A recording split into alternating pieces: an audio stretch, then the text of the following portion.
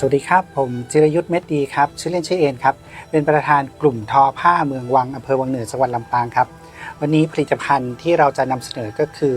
สิ้นตาหมู่ลำปางครับเป็นสิ้นโบราณนะครับเป็นลายอัตลักษณ์โบราณของจังหวัดลำปางซึ่งหาได้ยากในปัจจุบันนะครับไม่มีที่ไหนแล้วนะครับจะมีเฉพาะกลุ่มทอผ้าเมืองวังเท่านั้นนะครับอย่างตัวสิ้นหรือตัวผ้าถุงเนี่ยครับลายนะครับจะเรียกว่าลายตาหมู่ลำปางนะครับตาหมู่ก็คือตัวเส้นริ้วๆนี่ครับพอมาอยู่รวมกันเป็นก้อนเนี่ยเขาเรียกว่าหมู่ครับก็เลยเป็นตาหมู่ลำปาง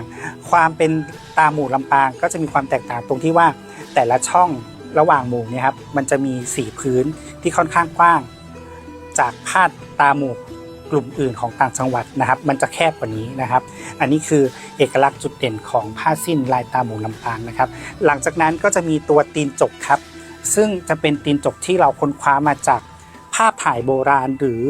ผ้าสิ้นโบราณที่คนสะสมไว้นะครับแล้วเราก็มาแกะลายกราฟใหม่แล้วก็ขึ้นทอนะครับตัวนี้เรียกว่าลายดอกต่อมครับ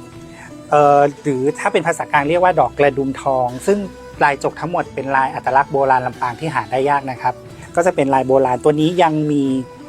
สิ้นที่เป็นต้นแบบอยู่นะครับเป็นแบบโบราณอันนี้ต่อด้วยจกลายนกแยงเงาครับอันนี้มีภาพถ่ายโบราณนะครับจากหนังสือทั้ง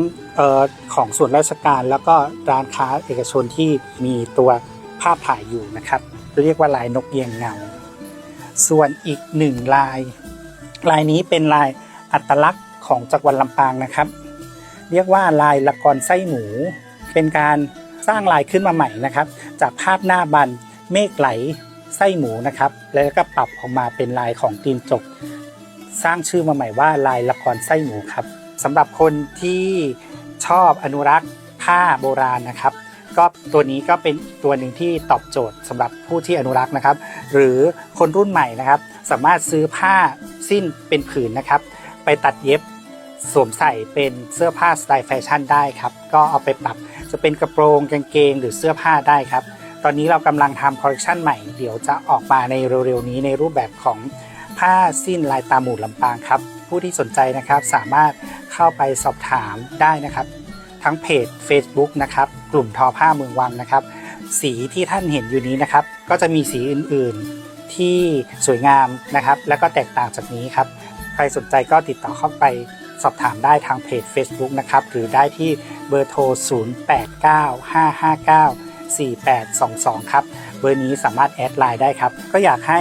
พี่น้องชาวลำปางนะครับหันมาใส่ผ้าลำปางนะครับฝากด้วยนะครับผ้าทอของจังหวัดลำปางครับอยากให้คนลำปางได้สวมใส่ผ้าทอของคนลำปางจริงๆครับจากกลุ่มทอผ้าเมืองวังอำเภอวังเหนือจังหวัดลำปางครับขอบคุณมากครับ